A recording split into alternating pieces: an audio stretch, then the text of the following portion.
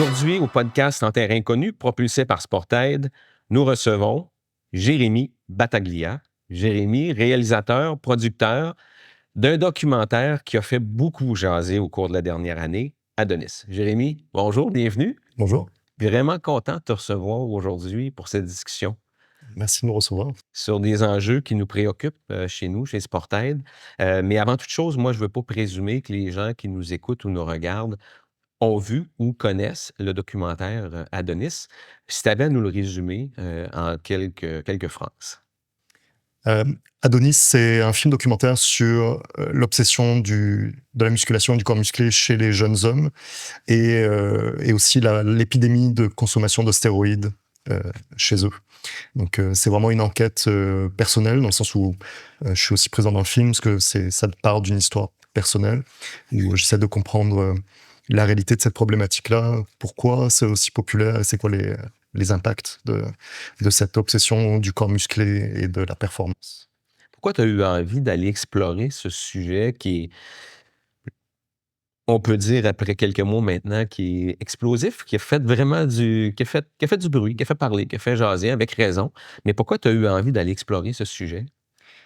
C'est vraiment parti de moi, là, dans le sens où moi-même, depuis l'adolescence, j'ai toujours une relation un peu compliquée avec mon image, avec mon corps. Je m'entraîne depuis que j'ai 20 ans à peu près. Et je voyais que c'était de plus en plus populaire au gym. Je voyais de plus en plus de jeunes, voire très jeunes hommes qui venaient s'entraîner de façon vraiment très obsessive et régulière, beaucoup plus que moi.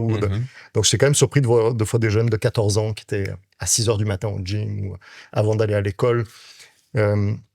Donc ça m'a vraiment interpellé, et en fouillant notamment sur les réseaux sociaux aussi, je me rendais compte que c'était de plus en plus présent et qu'il y avait vraiment une sorte de culture de la musculation qui était en train de se développer à grande vitesse chez les jeunes hommes, et que ça a vraiment pris une ampleur énorme dans les dernières années. Qu'est-ce que tu retiens de cette expérience-là? Qu'est-ce qui en est ressorti pour toi? Pour moi, c'était vraiment le constat qu'il y a vraiment un énorme problème actuellement autour des jeunes hommes et dans la façon dont on arrive à les amener à leur plein potentiel, je dirais. C'est que il y a toute une génération de jeunes qui, à travers le corps, pensent qu'ils vont pouvoir se réaliser, qu'ils vont trouver une place, une position, un statut social que peut-être qu'ils ne sont pas capables de trouver autrement. Et le corps devient un projet de vie, un projet social à part entière. Et attention, je dis pas que c'est pas une bonne chose de s'entraîner, parce que ben, moi-même je fais du sport et j'aime ça, mais c'est que ça devient comme une sorte de l'unique trait de personnalité qu'ils se permettent d'avoir, et toute leur vie tourne autour de ça. Ils se définissent par ça. Ils se définissent par ça, avec tous les excès qui peuvent venir avec, soit les troubles alimentaires et la consommation de stéroïdes anabolisants, avec tous les problèmes de santé allant jusqu'à la mort que peuvent provoquer ces produits-là. Donc, et c'est un sujet qui passe complètement un peu sous le radar, je trouve, parce que souvent, on voit quelqu'un qui s'entraîne, on dit « Ah, ben c'est bien, tu t'entraînes, waouh, t'as perdu du poids, t'as pris la masse musculaire. » On va toujours avoir ces incitatifs par les commentaires positifs des gens. Donc, on réalise pas que peut-être qu'il y a des problématiques plus graves en dessous. Alors que, par exemple, chez les jeunes femmes, quand on va avoir des problèmes, par exemple, des troubles alimentaires, des pertes de poids excessives, ou souvent on va avoir des commentaires négatifs, on va s'inquiéter, on va dire « Est-ce que tu es sûr que ça va ?» Alors que chez les jeunes gars, c'est toujours des commentaires positifs. Positif tout le temps. Donc, parce qu'on se dit « Ah ben, il bouge, il fait du sport. » Parce qu'un gars qui bouge, c'est bien. Donc, c'est... Pour moi, là, je voulais un peu qu'on change de regard aussi sur ça, sur cette culture du fitness qui est devenue omniprésente, qui est extrêmement toxique par plein d'aspects, et peut-être avoir une conversation autour de ça. Quand tu as fait les rencontres, quand tu as réalisé le documentaire, as-tu eu parfois l'impression que toi, dans ton parcours personnel, tu avais approché ces extrêmes-là? As-tu eu ces impressions-là, parfois? C'était plus qu'une impression, là. C'était vraiment le cas. Okay. C'était vraiment le cas par bien des aspects, notamment les troubles alimentaires. Je suis passé par toute une période de ma vie où j'ai vécu avec des troubles alimentaires en lien avec l'entraînement, où j'avais un contrôle extrême de ce que je mangeais. Je pesais tout ce que je mangeais. J'avais des plans alimentaires définis avec des des périodes de boulimie, pas d'anorexie, là, mais plus de contrôle extrême de la nourriture. Donc oui, j'ai vraiment vécu ça. Et aujourd'hui, là, je m'en suis sorti, mais ça reste toujours quand même présent dans ma vie. Donc je pense qu'on s'en sort complètement jamais. C'est comme un ancien alcoolique ou je pense qu'on a toujours une sensibilité à ça, une conscience qu'il faut qu'on fasse, faut pas qu'on dérape là, à nouveau. Donc, mais ça a été beaucoup de travail sur moi, de psychothérapie aussi, d'essayer de comprendre comment, d'essayer de comprendre comment ça se construit, comment je peux déconstruire ça, en fait. Donc, comment on peut déconstruire ça? Exact. Et comprendre pourquoi on en arrive à là et essayer de s'en sortir. Mais... Moi, j'en ai des garçons, là, puis s'ils étaient dans des patterns comme ça, comment on peut les aider à déconstruire ce qu'on leur vend, puis... Je pense c'est important d'avoir des conversations avec eux de façon générale. On ne parle pas assez avec nos jeunes. Et je sais que souvent, ils sont réticents à avoir ce genre de conversation-là. Mais là, en tant que parent, en tant que aussi grand frère, en tant que... Quelle que soit notre position par rapport à un jeune homme où on voit qu'il y a peut-être des comportements problématiques, c'est notre responsabilité d'avoir ces conversations-là pour essayer de s'assurer que ça... c'est pas dangereux pour lui. Et là, je parle pas d'un danger immédiat dans le sens où il y a peu de jeunes qui vont mourir du jour au lendemain parce ils prennent des stéroïdes ou on parle plus d'impact sur un moyen terme ou contrôle l'alimentation, etc. Mais est-ce que c'est ça la vie que tu veux? Moi, c'est souvent la question que je me pose, c'est ce contrôle extrême de OK, je dois manger 2500 calories par jour, tant de grammes de protéines, 30 grammes de gras. Est-ce que c'est ça la vie que tu devrais avoir à 18 ans? Et surtout pourquoi? C'est de questionner aussi quel est le but. Parce que souvent on dit je vais faire la compétition ou je veux devenir influenceur. Mais il y a combien de gens qui vont réussir à vivre de ça, qui vont réussir à atteindre cette élite-là? Il y a une question de moyens financiers, une question de génétique aussi, parce que tout le monde, si toi, moi, l'équipe là prenait des stéroïdes, on aurait la même quantité, on n'aurait pas du tout les mêmes résultats, parce qu'on n'a pas les mêmes corps, on n'a pas la même génétique. Donc, c'est cette compréhension-là que c'est pas magique, donc il faut le faire pour les bonnes raisons, il faut le faire pour soi, parce qu'on a envie d'être en santé, on a envie. Mais le bodybuilding n'est pas santé. Donc souvent, quand on dit « mais je fais du sport, c'est santé », bodybuilding, c'est tout sauf santé. Contrôler ton alimentation, c'est un trouble alimentaire. Même pour les athlètes de haut niveau, on parle de troubles alimentaires dans le sens où... Et ça les suit, là. Et ça les suit toute leur vie. Ils en souffrent après souvent toute leur vie. Dans certains sports, c'est extrêmement difficile parce qu'ils doivent contrôler leur poids à l'extrême et ils n'arrivent jamais à vraiment s'en sortir. La vie, c'est plus que faire des mathématiques en cuisine. Là. Donc c'est toujours amené de cette notion de... qu'il y a beaucoup plus à la vie que ce que leur vendent les influenceurs en ligne. Donc et c'est ça qui est très difficile, c'est que faire du sport, c'est super, c'est une bonne chose. Là. C'est dans l'équilibre. Mais c'est ça, mais c'est trouver ce rapport-là où on n'est pas dépendant du sport, où on n'est pas dans une sorte de relation toxique avec le sport. Et souvent, le propre d'une relation toxique, c'est qu'on ne se rend pas compte qu'on est dans une relation toxique. Non. Avant que ce soit trop tard. Là. Comment t'en es arrivé à recruter les gens qui ont participé? Parce que ça n'a pas dû être facile, là, de s'exposer comme ça sur des sujets comme celui-là. Comment tu as réussi à recruter les gens? Est-ce que ça a été difficile? Ça a été assez compliqué de trouver les jeunes. On est passé par les réseaux sociaux. Okay. C'était quand même pas mal le plus simple et le plus direct pour pouvoir accéder. La première réaction que tu avais quand tu sollicitais les gens, c'était... Beaucoup de jeunes ne répondaient pas. Okay. Après, je ne sais pas s'ils ne voyaient pas mes messages ou si... certains n'étaient pas intéressés, mais quand il y en a souvent qui étaient intéressés, c'était souvent ceux qui voulaient justement aussi devenir influenceurs. Et donc, ils voyaient, je pense, une opportunité d'eux. De se faire voir. Donc, c'est sûr que ça a aidé. Mais c'était beaucoup leur expliquer aussi, être très frontal avec eux en disant « voici de quoi je veux parler ». Parce que je ne voulais pas les piéger. Là, je ne voulais pas leur faire croire que on allait parler juste d'entraînement ou de choses comme ça. Ce n'était pas ça le sujet du film. Donc, il fallait qu'ils soient à l'aise avec ça. Et il y en avait quand même pas mal qui étaient intéressés à en parler parce que soit ils s'inquiétaient de la consommation de stéroïdes, soit eux-mêmes on en avaient pris et ils étaient quand même intéressés à en discuter. Mais c'était quand même difficile de trouver des jeunes qui acceptaient de parler ouvertement de leur consommation de stéroïdes. Mais on a réussi quand même à en avoir plusieurs dans le film. Puis, deux fois, c'est dur aussi de les attacher au projet, parce que notamment Mathias, ça avait été compliqué. Et je pense que souvent, ça c'est propre aussi aux jeunes gars. ils ont du mal à dire les choses clairement, à aller dans l'inconfort et dire je suis pas à l'aise avec ça, ou genre je me questionne sur ça, ou j'ai peur de discussion de fond. Donc ils vont faire l'évitement, donc ils vont disparaître. Je me suis fait ghoster beaucoup de fois par beaucoup de jeunes, par Mathias notamment pendant longtemps, et il a vraiment fallu que j'aille le coincer à un moment à son G de dire ok, on se parle, on a une conversation en face à face, qu'est-ce qui se passe, dis-moi. Donc est-ce qu'il y en a qui ont débuté et qui se sont retirés en chemin? Non, ça c'est tous les jeunes que j'ai réussi à attacher au projet sont restés après jusqu'à là.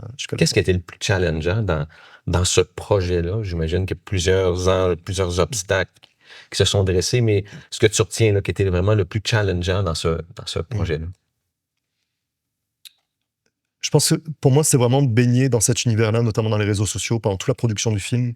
Il y a un moment où ça venait vraiment jouer aussi avec mon bien-être ça a été confrontant pour toi aussi? Moi, j'en pouvais plus là, de voir ce genre de vidéos constamment. Parce qu'en plus, mes algorithmes étaient complètement contaminés par mes recherches pour le film.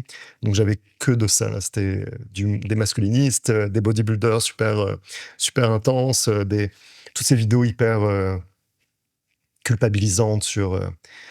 si t'as pas de résultat, c'est que t'es paresseux, ou t'en fais pas assez, travaille plus fort, pousse plus fort. Des fois, là, j'ouvre Instagram, je le refermais tout de suite en disant non, là, pas avant mon café, là, c'est pas la peine, je veux pas ça. Donc, je trouvais ça vraiment challengeant. Puis aussi, je trouvais ça compliqué aussi de comment trouver l'équilibre dans le film, de toujours être dans une position d'empathie envers les jeunes, de pas les faire passer pour des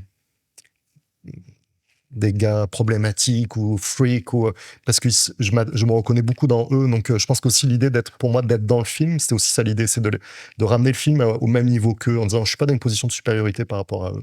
Donc ça, c'était vraiment challengeant aussi, de toujours garder cette position-là de comment on trouve la fine ligne où on leur fait dire ce qu'ils ont à dire, même si deux fois c'est confrontant, mais toujours en gardant l'humanité, là, de toujours garder le lien avec le spectateur. Dans l'introduction, on mentionnait que le documentaire avait fait beaucoup de bruit. Avant la discussion, tu me disais que tu avais été surpris de l'impact. Pourquoi ça t'a surpris que ça ait eu de l'impact comme ça? Là, je pense qu'on s'attend jamais, on espère toujours que ça va avoir de l'impact et que ça va parler, mais je m'attendais pas à ce que ce soit à ce point-là et que le sujet puisse autant interpeller. Et en même temps, ça m'a vraiment réconforté aussi en disant ok, c'est que c'est un sujet important et on s'était pas trompé en voulant faire ce film-là. Donc sûr que c'était une validation externe là, qui était agréable, mais je pense que j'étais vraiment surpris aussi de voir le retour des gens que j'avais, parce que j'ai eu énormément de retours de gens, soit qui m'ont écrit, soit qui m'ont parlé dans la rue, et encore aujourd'hui, 6 mois après la sortie du film, ça m'arrive encore toutes les semaines d'avoir des gens qui m'en parlent. Donc, il y a beaucoup de gens... Les gens te reconnaissent. Oui, et ça, c'est sûr, c'était surprenant pour moi, parce que j'ai jamais été dans un de mes films, donc j'ai pas l'habitude, je suis pas un acteur, donc au début, c'était un peu déstabilisant, mais des fois, il y a des gens qui me partageaient des choses vraiment intenses là, sur leur histoire, sur... Qu'est-ce qu'ils te disent, les gens qui Soit des gars qui ont utilisé des stéroïdes, qui l'ont regretté, ça m'est arrivé plusieurs fois. Beaucoup de mamans qui me parlent de leur ado, qui sont dans ces questions-là d'entraînement, et là qui me posent plein de questions sur qu'est-ce que je devrais lui dire, il utilise ça, est-ce que c'est bon, pas bon, est-ce que genre il prend la créatine, est-ce que j'aurais m'en inquiéter et tout. Donc c'est beaucoup, et en même temps ça m'a vraiment aussi réconforté dans le fait que ok, il y avait vraiment un sujet auquel on devait s'attaquer là. Est-ce qu'il y a des masculinistes qui se sont attaqués à toi après la sortie du film, la diffusion du film? Pas de ce que j'ai vu. Okay. Je pense que... Directement, non. Directement, non. Okay. J'ai pas vu ça. Mais c'est sûr que ça n'a pas dû plaire à tout le monde après. Mais je pense que Luca, après coup, parce qu'à un moment, il tient des propos un peu problématiques par rapport aux femmes, en parlant d'Andrew Tate. Je sais qu'après coup, là, il était inconfortable avec ça. Là. Okay. Donc, je pense que c'est le seul moment où on a eu un peu une difficulté dans la production du film, dire ok, il était plus à l'aise avec ce qu'il avait dit, mais en même temps, c'était significatif aussi. Donc, il a fallu vraiment l'accompagner dans ça. Et pour nous, c'est notre responsabilité, c'est de pas le c'était pas de l'exposer. Donc on était très soucieux dans le montage du film aussi de pas en faire une sorte De le ridiculiser. de ridiculiser ou c'est vraiment l'antagoniste du film là. C'était pas, donc on a toujours essayé de garder de l'humaniser au maximum pour que quand ça arrive, oui, ça choque les gens, mais qu'on soit pas dans le rejet de Luca là. Comment vous êtes arrivé à garder l'équilibre dans le documentaire sans que tu prennes trop de place? Parce que ça, c'est quelque chose qui aurait pu arriver, que tu prennes beaucoup de place, puis je pense qu'en quelque part, on l'aurait compris aussi. Mais comment vous avez réussi à garder cet équilibre-là?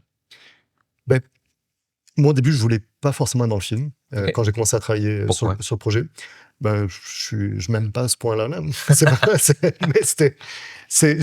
pour moi, il fallait que ça apporte quelque chose. Je pense que si je suis dans le film, il faut que ça apporte quelque chose au film. Mais après, sur les conseils de mes productrices, et aussi ma co-scénariste, Marie-Josée Cardinal, elle a été convaincue que ça allait apporter au film. Et elle m'a vraiment poussé à le faire. Finalement, on arrivait à une version de scénario où j'étais à l'aise en disant, OK, je pense que ça peut marcher. Et c'est sûr que c'est très challengeant parce qu'il y avait beaucoup de choses que j'ai jamais confiées publiquement à qui que ce soit, même à qui que ce soit d'ailleurs. Mais en même temps, on sentait que ça pouvait aider d'une part à embarquer le spectateur dans l'histoire et aussi d'humaniser aussi le propos du film en montrant que c'est pas juste ces jeunes-là, que ça touche aussi les hommes d'autres générations. Après, c'était beaucoup de travail avec ma monteuse justement pour doser, dire OK, où est-ce qu'on sent le besoin que je sois présent ou pas, que je vienne parler de mon expérience ou pas. Donc c'était beaucoup de travail en montage pour affiner, enlever, remettre, essayer de trouver le bon équilibre. Mais pour moi, c'était vraiment la question de...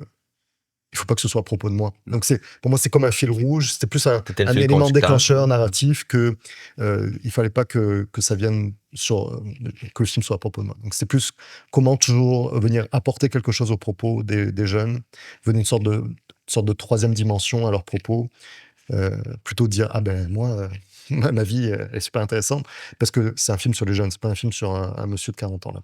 Comme tu étais peu exposé, tes proches ont vu le film? Ils ont dit quoi? Ils en ont dit quoi? Ils en disent quoi? Je pense pas que mes parents aient vu le film encore. OK.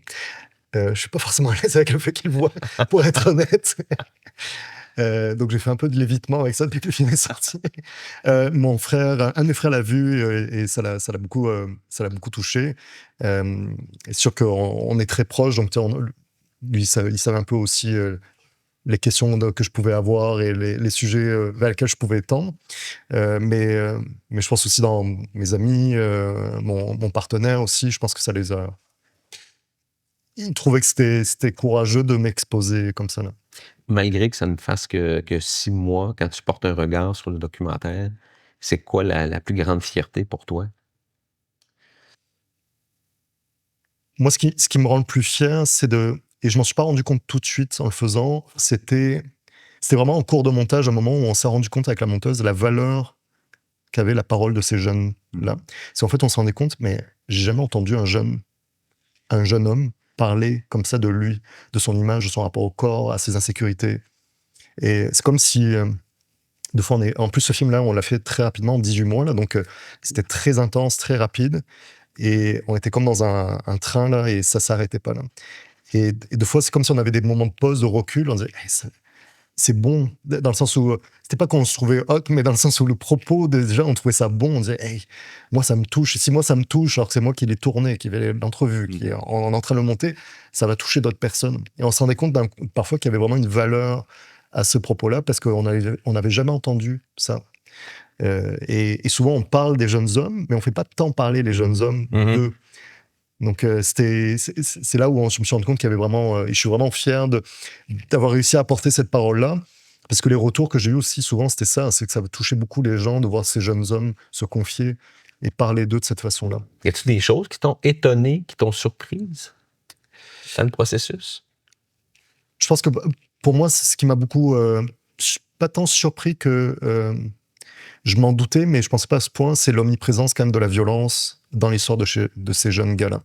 C'est tous, quasiment tous, genre peut-être à une ou deux exceptions, ont été victimes d'intimidation, de violence. Donc il y a vraiment quelque chose là sur Le comment... terreau C'est ça, comment la violence masculine engendre la masculinité toxique, qui engendre la violence masculine. C'est vraiment le serpent qui se mord la queue, là. Il y a vraiment quelque chose de toxique qui crée ces problématiques-là.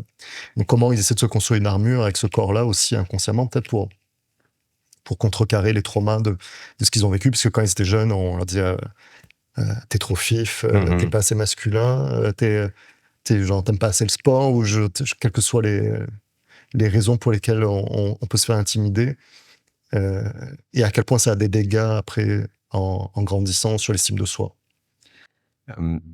Là, tu es en tournée, tu vas commencer une tournée, tu as déjà commencé à rencontrer des jeunes. Qu'est-ce qu'ils te disent? Est-ce que ça te rassure? Est-ce que tu sens que les choses peuvent changer? Je pense qu'actuellement, il y a vraiment deux clans. Bon, clairement, on voit que les hommes et les femmes, il y a vraiment une séparation de plus en plus nette à tous les niveaux, au niveau des positionnements politiques, des positionnements sur les questions sociétales, au niveau même de l'éducation. On voit que les jeunes filles sont de plus en plus éduquées comparé aux garçons. Donc, il y a vraiment quelque chose qui se passe depuis quelques années où ça s'accélère de plus en plus, là. Et encore la semaine dernière, on voyait, il disait qu'au Canada, c'était 46% des jeunes hommes qui auraient voté pour Trump, genre contre 18% des jeunes filles, je pense, ou je sais plus les chiffres exacts, mais c'était ridicule la différence. Donc tu dis, ok, il y a vraiment quelque chose qui se passe en termes de genre. Après, repose-moi ta question, excuse-moi, je viens de perdre le fil de ma pensée. Là, je te demandais, c'est dans le cadre de la tournée, tu rencontres les jeunes, comment ils réagissent. Est-ce que ça te donne espoir? As-tu l'impression que les choses peuvent changer? Ah oui, ça. Donc, je pense que il y a vraiment comme des deux clans actuellement, et je sens quand même chez certains jeunes hommes une conscientisation de ces questions-là. Mais souvent, c'est avec les jeunes hommes qui vont être justement plus sensibles, je le vois aussi là dans les cégeps avec les jeunes étudiants en art. Et ce qui est idiot, parce que c'est comme des clichés, mais ces clichés-là sont tellement réels. Mais en même temps, dans les projections qu'on a fait, notamment dans un cégep l'année dernière, j'ai vraiment eu des super retours très touchants de jeunes, notamment équipe de football américain qui étaient là, ou de plein de gars qui ont témoigné et que ça avait touché et qui se questionnaient aussi sur ça. Donc, j'ose espérer que plus on en parlera, plus on va réussir un peu peut-être à les détourner de certains propos, de certaines idéologies. Mais je me sens un peu seul actuellement dans ce combat-là, dans le sens où c'est pas un film qui va changer le monde. Là. Non. On peut aider à lancer un sujet, mais c'est pas vrai qu'on va changer le monde. Là. En tout cas, j'ai pas cette prétention-là. Donc, il faut l'accumulation de petits gestes que vous pouvez faire, ce qu'on essaie de faire avec ce film, qui peut aider peut-être à conscientiser, parce que c'est comme tous les sujets. Il y a 10 ans, on aurait parlé de violences sexuelles envers les femmes. Ça n'aurait pas eu le même impact qu'après MeToo. C'est que juste à un moment, il y a eu une conscientisation parce qu'on en a parlé. Et d'un coup, la société a changé quand même assez rapidement, et la honte a changé de bord aussi. En disant, OK, non, c'est pas normal ce qu'on vit. Donc moi, j'espère qu'on arrive à un moment, à ce point de basculement, où on arrive à contrecarrer ces discours-là en disant, mais c'est pas normal. Et il faut ramener la honte aussi du côté des gens qui tiennent ces discours-là ultra-violents, masculinistes, et essayer de contrecarrer aussi ce discours autour du corps, l'obsession de la performance, de la musculation, parce que c'est néfaste sur le long terme pour ces jeunes. Parce qu'il y a beaucoup plus à la vie que le corps. Si tu avais une baguette magique, ou si tu étais décideur demain matin, qu'est-ce que tu ferais? Je pourrais sûrement disparaître en Andrew Tate, mais je ne sais pas si je peux dire ça. Tu nous diras si tu as besoin d'aide. Non, mais par contre, et ça c'est des vraies questions, c'est la question de la liberté d'expression. Actuellement, il n'y a aucun contrôle de la part des États sur les plateformes des réseaux sociaux.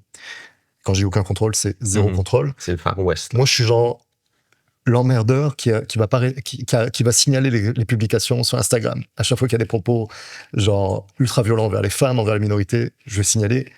Je peux t'assurer que quasiment 10 fois sur 10, les signalements sont refusés en disant non, il n'y a aucun problème avec cette publication. Et des fois des trucs, mais t'as pas idée là, de la violence de certains propos. Là. C'est refusé. C'est refusé.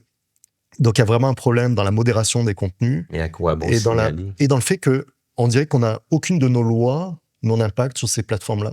C'est-à-dire que moi, être exposé constamment à des contenus avec des jeunes de 16 ans qui nous parlent des stéroïdes qu'ils prennent, comment les acheter, voici un code promo pour acheter tel stéroïde, Au Canada, on n'est pas censé pouvoir acheter des stéroïdes légalement. Là. Donc pourquoi je suis exposé à ces contenus-là? Ça n'a aucun sens pour moi là. Et à un moment, il va falloir vraiment se saisir de ces questions de la liberté d'expression, parce que la liberté d'expression, c'est pas la liberté de dire n'importe quoi et qu'il n'y a aucune conséquence. C'est pas la liberté des conséquences.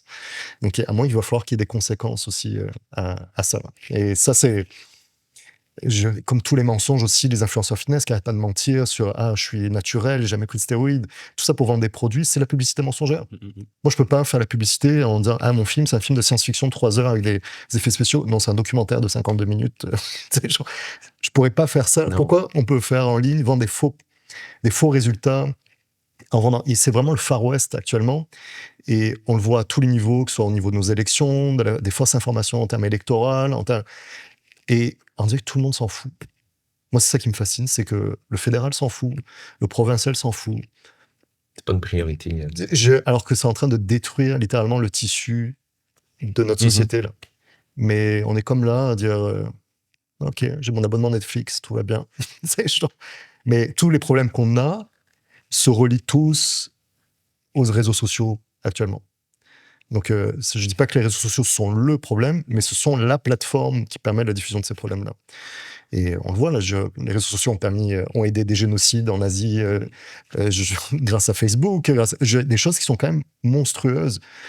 Donc, on est très loin du début de Facebook. On disait, oui, on a pu retrouver nos proches après un ouragan, ou des choses positives qu'on voyait au début. Là, on n'est plus du tout dans ça. Là, c'est vraiment des machines de destruction massive de notre société, et il y a strictement rien qui est fait. Donc si j'avais une baguette magique, ce serait vraiment la première chose que j'aimerais faire, c'est réglementer ces plateformes-là et qu'elles répondent à nos lois et qu'il y ait beaucoup plus de contrôle sur ces plateformes-là.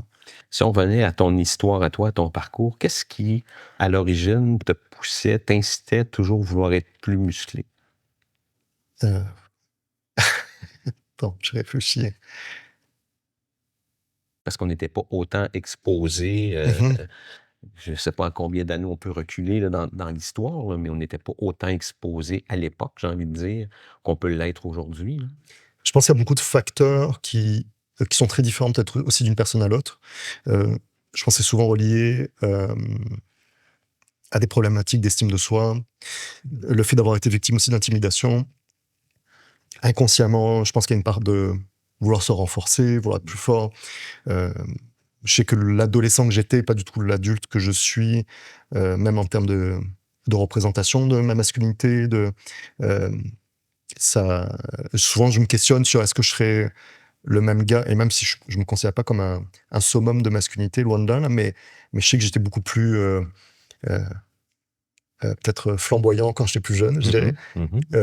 Mais avec l'intimidation, la violence, je pense que c'est une partie de moi que j'ai complètement évacuée inconsciemment, en disant ok, pour rentrer, il faut que je rentre dans ce cadre-là pour que ça fonctionne. T'en as subi de l'intimidation, toi? Oui, moi ça a été vraiment compliqué en grandissant dans le sud de la France, dans un milieu qui est aussi qui était assez violent, dans une famille extrêmement religieuse aussi, donc ça a été beaucoup de facteurs qui étaient compliqués. Donc je pense que il y a cette partie-là, puis aussi il y a une partie que la musculation et la pratique de ce sport-là en particulier appelle beaucoup aussi un certain type de personnalité, beaucoup des personnalités anxieuses. Il y a une forme d'obsession aussi dans la répétition qui va rassurer les gens qui sont anxieux. Là. Donc moi, je sais que je suis une personne anxieuse. C'est un cadre qu'on se donne. Exactement, je pense que le fait d'avoir un cadre, et c'est là où c'est une bonne chose aussi. Donc après moi, j'ai pas de désir d'être, en tout cas plus aujourd'hui, d'être très gros, très musclé. Quand j'étais plus jeune, j'essayais et je voulais aller très loin, mais finalement, je suis revenu vraiment à quelque chose où je veux juste être en santé et en forme. Après, je pense que c'est la pratique de ce sport-là vient aussi répondre à certaines problématiques plus psychologiques. Mais souvent, ce sont les gens qui font du sport aussi de façon très intense, où il y a une part aussi de troubles, de l'obsession. Donc après, je ne me suis jamais vraiment questionné sur cette dimension-là. Mais ça, je pense que c'est plusieurs facteurs qui rentrent en jeu. Qu'est-ce que ça prend à nos jeunes garçons là, pour qu'ils se sentent bien dans leur corps? Là? Je pense que ce que ça prend pour que les jeunes se sentent bien tout court, c'est les éduquer dans la pluralité. C'est-à-dire qu'il faut arrêter de valider les gars uniquement par ce qu'ils font, par leur performance, notamment la performance sportive. Parce que souvent, ça va être ça. Un gars, on dit, OK, prends un ballon, va dehors et jouer. Tu sais, genre, ah oui, c'est bien, tu fais du hockey, ah, t'es bon, tu sais, genre, c'est très bien, il faut bouger, faire du sport. Mais il faut arrêter de les valider uniquement par ça, par la performance. Il faut les valider aussi dans leur échec, il faut les valider dans leur sensibilité, il faut les pousser à s'ouvrir à d'autres choses, parce que le système et la culture va faire que de toute façon, ils vont s'orienter vers le sport et vers la performance dans tous les cas. Donc c'est pas la peine en tant que parent d'en rajouter par-dessus. Moi, je pense qu'en tant que parent, on devrait plutôt les pousser à s'intéresser à d'autres choses que le sport, parce que de toute façon, ils vont aller vers le sport par l'école, par la pression du groupe aussi, donc, que ce soit les arts, quels que soient les aspects, mais il faut leur apprendre à se construire une identité qui soit complexe et multiple. Si tu n'as qu'un seul centre d'intérêt, et souvent les jeunes aussi, j'ai rencontré pour le film, ce qui me marquait le plus, c'est que souvent, tout tournait autour de ça. Mais si je t'enlève ça, il n'y a plus rien. C'est comme si tu n'avais plus de fondation. Donc, c'est comment être une personne qui est riche, avec plusieurs pôles d'identité, d'intérêt, qui font que ça te rend heureux. Parce que c'est ça qui fait qu'on est une personne heureuse à la fin. C'est qu'on a plusieurs centres d'intérêt dans la vie. Donc c'est vraiment, dès le plus jeune âge, il faut réussir à les pousser à s'intéresser, à être curieux. C'est le manque de curiosité aussi souvent chez les gars. Encore une fois, je pensais que c'était un cliché, mais c'est vrai. Je me rendais compte en faisant le film, souvent il y a un manque de curiosité envers la différence, envers l'autre, envers d'autres choses. Qu'il y a beaucoup moins chez les jeunes femmes. Souvent, chez les jeunes femmes, il y a beaucoup de curiosité pour justement d'autres choses que ce qu'elles sont. Donc souvent, les gars, c'est genre, OK, j'ai ça, je bouge pas. Et moi, je suis très gars aussi, pour ça, je me rends compte. Et il faut que je me challenge à me sortir de mes habitudes, pour toujours aller vers l'inconfort. Comment on réussit à avoir une discussion sur des enjeux comme ceux-là avec des gens qui ont des positions parfois très campées? Ils sont entêtés, là. Comment on fait pour avoir des discussions sur des enjeux comme ceux-là? Est-ce que tu parles d'un de tes fils, là? Non. Non. Quoique, il y a quelques mois, puis c'est ce que je te disais tout à l'heure, à un moment donné, il y a un de mes fils qui m'est arrivé en disant, presque en valorisant Andrew Tate. Je lui ai dit, on n'en parlera pas maintenant, mais j'aimerais vraiment que tu écoutes vraiment. Pas seulement te laisser impressionner par le premier message, là, mais d'écouter vraiment, puis qu'on en reparle plus tard. Ce qu'il a fait. Puis on a eu une discussion. Puis il a compris pourquoi je l'avais incité à écouter vraiment. Mais je pense que c'est pas ta responsabilité, c'est pas ma responsabilité de changer le monde. Le monde. C'est dans le sens où nous, ce qu'on peut faire, c'est changer, être porteur de messages. C'est notre entourage, notre famille, nos amis. C'est être capable d'intervenir, de dire les choses quand on n'est pas à l'aise, de dire OK, ça, je pense que c'est problématique. Je suis pas d'accord avec ça. Il faut réussir à aller dans ça. Après, et là, en tant que Français, Dieu sait que j'aime argumenter, mais des fois, c'est pas notre responsabilité d'aller plus loin. Mais des fois, c'est juste planter une graine, questionner, ramener à soi aussi, à son expérience de vie. Dire, moi, c'est ça que je vis, là. Donc, je sais que souvent, le fait d'être gay, mais d'avoir comme une sorte de carte où j'arrive à passer hétéro, ça m'a souvent aidé face à ce genre de personnes, parce qu'ils pensent pas que je suis gay, et donc ça va souvent les challenger dans leur perception, leur compréhension de c'est quoi les minorités sexuelles, c'est par exemple. Donc c'est deux fois partir de soi, parler de son expérience, ça peut aider aussi à humaniser le propos, plutôt que d'être idée contre idée, ce qui n'est pas forcément productif au final. Mais après, on peut pas changer. Si quelqu'un veut pas entendre, il n'entendra pas là. Mais je pense que c'est plus nous, notre responsabilité, c'est de parler aux gens qui sont proches de nous. C'est par exemple, tu aurais pu aussi t'asseoir avec ton fils et écouter le regarder avec. Ensemble et en parler. Dire, ça aurait été dangereux pour l'écran, là. Mais non, mais deux fois, ça peut être prendre cette responsabilité-là. Mais c'est sûr que en tant que parent, souvent ce que je dis quand je parle du film, c'est si vous n'avez pas ces conversations-là avec vos enfants, un influenceur les aura avec eux avant vous.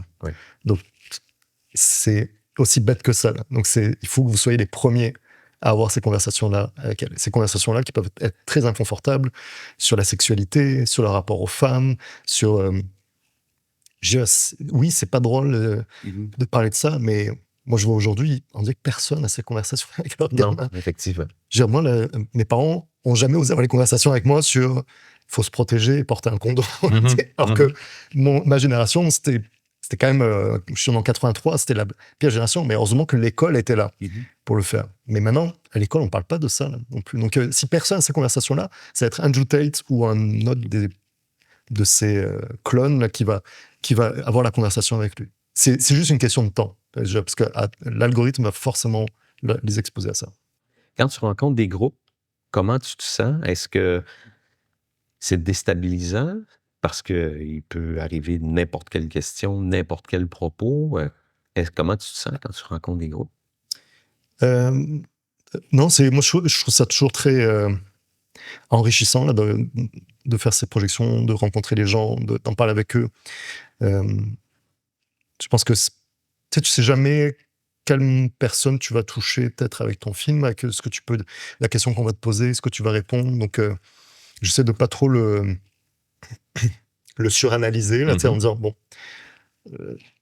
voici moi ma pierre à l'édifice. Mais après, si ça touche quelqu'un, tant mieux. Même si c'est juste une personne. Moi, quand j'étais jeune, j'avais pas de modèle. Il n'y avait pas de présence. On parle souvent de la question de la représentativité à l'écran. Et je sais que souvent, quand on a un homme blanc hétérosexuel, il y a un plein, ça fait chier. Genre, pourquoi il y a un homosexuel noir dans cette série? C'est pas nécessaire. Alors, c'est woke. Mais le pouvoir de la représentation à l'écran, c'est sûr qu'on peut pas comprendre quand on est un homme blanc hétérosexuel, parce que tous les rôles principaux, les héros sont souvent comme moi. Mais moi, qui est un homme blanc homosexuel, genre, je m'attachais, dans les années 90, donc il y avait rien, quasiment aucune histoire, qui me ressemblait. Mais je m'attachais à ces histoires-là comme un survivant du Titanic à une porte à la fin du film. Là, c'était waouh, c'est une histoire qui me ressemble. Et ce pouvoir-là de la représentation, c'est extrêmement puissant. Donc, je me dis que aller dans les écoles qui voient ces histoires, qui voient ces jeunes-là leur parler, ou que moi, mon histoire, dans le film aussi, je suis sûr que ça touche des gens. Il y a des gens qui se reconnaissent dans ça, là, des jeunes. Parce que statistiquement, il y aura des jeunes qui vont avoir les mêmes parcours que ceux dans le film, ou que le mien. Donc, juste ça, il y a un pouvoir sur lequel je n'ai pas de contrôle, mais je sais que ça a un impact. C'est rassurant de t'entendre dire ça parce que dans le programme que nous allons bientôt lancer, Demain un homme, on va demander à des personnalités masculines de renom, des athlètes notamment, de porter ce projet avec nous, aller à la rencontre des jeunes pour discuter de ces enjeux-là. Mais j'aimerais ça revenir aux rencontres que tu fais devant les groupes de jeunes. Je serais curieux de t'entendre, les jeunes filles réagissent comment? Souvent, les réactions les plus intéressantes venaient des jeunes filles, en fait. Et je pense que ça arrivait plusieurs fois qu'on me disait qu'elles étaient vraiment touchées d'entendre les gars parler comme ça, parce que je pense qu'elles n'ont pas ce genre d'interaction-là avec les hommes. En tout cas, à cet âge-là, au cégep. Donc, souvent, c'est ça qui revenait, une meilleure compréhension, plus une meilleure empathie aussi envers les gars. Et notamment, les gars qui font la musculation, souvent, elles ont une image très négative, parce que c'est comme des brutes. Mais le fait beaucoup de garçons font ça pensant qu'ils vont plaire. Oui, ça souvent aussi ce qu'elles disent, que souvent les filles ne sont pas du tout intéressées par ce genre de gars. Elles ont envie d'un gars qui s'entretient, peut-être qui soit sport, mais elles n'ont pas envie d'une montagne de muscles dont le centre de la vie tourne autour du gym. Mais d'ailleurs, souvent, ce genre de gars-là cherchent des filles qui sont obsédées par l'entraînement aussi, et comme ça, il n'y a pas de confrontation, tout le monde fait la même chose, tout le monde est content. Sur le long terme, je ne sais pas si c'est ça le plus enrichissant, là, donc, en tout cas, elles, souvent, elles étaient vraiment touchées par les propos qu'elles pouvaient entendre. OK. La solution pourrait peut-être passer par elle, une partie. Oui, je pense que la solution, c'est une partie par les femmes et une partie par les hommes. Je pense que c'est à un moment, là, si vous voulez vraiment être un homme, là, il faut accepter d'être inconfortable et d'avoir des conversations inconfortables avec nos enfants, avec nos amis, et adresser ces questions-là. Parce que l'empathie, c'est la chose la plus sexy qu'un homme puisse avoir. Pour la gentillesse, la douceur, tu peux être un homme incroyable et que ta force soit l'empathie, et tout en étant une montagne de muscles, si tu veux. Là. Mais pour moi, c'est vraiment ça il faut ramener le sexy dans l'empathie, genre, parce que souvent, ils ont l'impression que c'est une forme de faiblesse ou de... Et c'est pas être faible que d'être empathique, que d'être dans l'écoute, d'être dans l'amour, et je pense qu'il faut ramener ce discours-là là, de façon vraiment forte. Tantôt, tu parlais de modèles. Quel impact ça a sur les jeunes garçons d'être exposés à des modèles qui ne sont pas toujours de bons modèles? Je pense que quand on est ado, on se cherche des modèles, et avant, c'était... Quand on a la chance d'avoir un père qui est un modèle, c'est super, parce que souvent, ça va être notre père, notre modèle, mais c'est pas toujours le cas. Et souvent, les jeunes aussi qui sont à fond dans ça, je me rends compte que souvent, le père est pas là, ou là physiquement, mais absent émotionnellement. C'était quand même quelque chose qui revenait de façon extrêmement régulière. Okay. Et quelquefois, sinon, et ça c'était vraiment minoritaire, c'était parce que leur père était lui-même très sportif, et donc il y avait une sorte de... Ouais. Ils reproduisaient, ce qui est très bien, dans le sens où là, d'un coup, il y avait vraiment un lien, ils étaient très proches avec leur père. Mais ça, c'est vraiment une toute petite minorité des gars qui font la musculation de façon très, très intense, là. Donc, c'est sûr que la question du modèle est primordiale. Et ils idéalisent des influenceurs, ils vont idéaliser Chris Bumstead, qui est le plus grand bodybuilder actuellement, et il appelle Daddy. C'est quand même très drôle. Et pour le coup, c'est vraiment un bon gars, en tout cas, très bon à gérer son image, qui tient pas de propos problématiques tant que ça, qui est plutôt justement dans une sorte de fragilité parfois. Donc il est quand même très intéressant comme personnage public. Je t'avoue que je le connais pas. C'est genre... Donc il est quand même plus intéressant que beaucoup d'autres. C'est pas un influenceur toxique, mais ça, ils vont trouver dans ces influenceurs-là des modèles, et souvent c'est juste ça va répondre à des malaises qu'ils ont. Donc si on leur dit le problème c'est les femmes, le problème c'est les immigrés, le problème c'est les minorités, des fois ça vient comme confirmer une sorte de malaise qu'ils ont par rapport à certaines choses. Et donc ils vont s'engouffrer dans ça, et ça va devenir leur modèle, ça va être Andrew Tate et compagnie. Si tu redevenais un jeune garçon avec ce que tu sais maintenant, qu'est-ce que tu ferais de différent? Déjà, j'espère que ce ne serait pas à cette époque-là, parce que je ne serais pas capable. Avec les réseaux sociaux et tout, je ne sais pas comment j'aurais viré, mais ça n'aurait pas été beau à voir, je pense. OK. Ça, dans quel sens ça aurait pu... Tu serais allé dans les extrêmes? Je ne sais pas dans quel extrême je serais allé, mais je serais allé dans les extrêmes d'une façon ou d'une autre, c'est sûr, parce que c'est tellement toxique. L'influence des réseaux sociaux, même en tant qu'adulte, je trouve ça difficile de me faire exposer certains types de contenus, certaines images, certaines idées en permanence. Donc quand tu es un jeune, que tu te cherches, que... et là, je fais pas c'est pas un discours de vieux, genre « Ah, c'était mieux avant », parce que moi, je crois pas du tout à ça, mais précisément sur ce point-là, j'envie pas les jeunes aujourd'hui. Je les envie sur beaucoup de choses, notamment sur quand même la plus grande ouverture d'esprit dans une partie d'entre eux, là, sur justement les questions d'identité, de genre, où il y a vraiment une sorte de fluidité là, qui rend beaucoup ces jeunes beaucoup plus heureux que ce qu'ils auraient pu être à mon époque, par exemple. Donc ce qui est aussi quand même contradictoire avec les problématiques qu'on a avec une partie des gars, là, mais ça c'est intéressant. Mais pas les réseaux sociaux, là. Donc c'est sûr que si j'étais à nouveau adolescent avec l'expérience que j'ai, je pense que je m'en soucierais beaucoup moins de ces questions. C'est idiot, là, mais c'est sûr qu'à 40 ans, là, t'es moins... tu fais un chemin, là, où tu te dis, c'est pas ça le plus important, là. Je pense qu'on porte tellement d'attention à notre position dans la société, à rentrer dans le groupe, à fitter, tu sais, avec la... Je pense que je me rends compte que être en dehors des normes, c'est une chance. Oui. Je me rends compte que quand tu es en dehors du groupe, quand tu es particulier, quand tu es spécifique, c'est beaucoup plus payant sur le long terme que de vouloir te formater et rentrer dans un moule autant que possible. Parce que ce qui va faire ta richesse, ça va être ta spécificité. Oui. Elle est là, la vraie force. Et pour moi, je me suis rendu compte plus tard en disant, mais finalement, c'est pas si mal, là. Et souvent, les freaks, les gens bizarres, souvent, ils s'en sortent plutôt bien, au final. Parce qu'en plus, ils ont une endurance aussi, parce qu'ils ont beaucoup souffert de violence. Donc, au final, il y a une forme de résilience là, dans ça. Donc, mais je ne le savais pas à l'époque. On comprend que les médias sociaux ne t'auraient pas manqué. Non. Mais qu'est-ce qui t'a peut-être manqué comme garçon? Qu'est-ce qui m'a manqué? Ou qu'est-ce qui t'a peut-être manqué? Je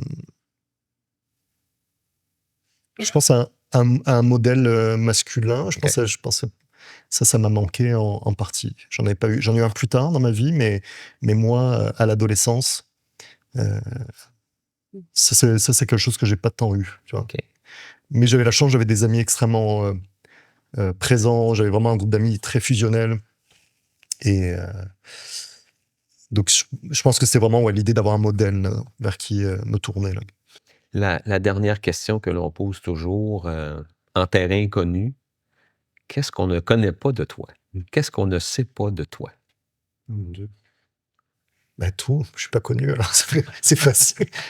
Si j'étais une célébrité, ça serait... Qu'est-ce qu'on connaît pas de moi? Qui mériterait d'être connu?